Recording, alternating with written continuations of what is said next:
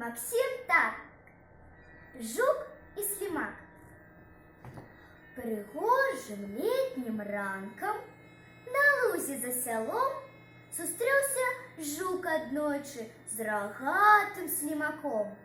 Здорово, жук вітає. Куди, браток, ідеш? Із раковины хатку на що з собою несеш? Обтер слімак под твару. Говорить так жуку: немало пережить мне пришлось на веку.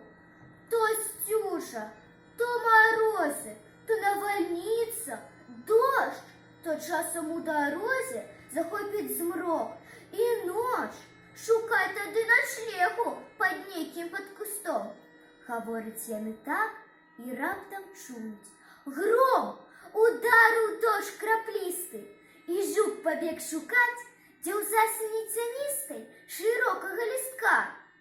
Але на целом лузе нема страхи нигде. И мокрый, ледь живый он до слимака иде.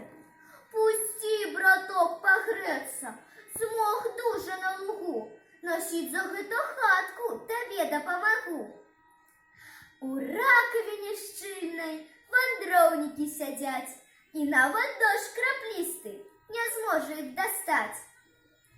Але минули хмари, і сонце встало знов. Жук хату слімакову покинув і пішов.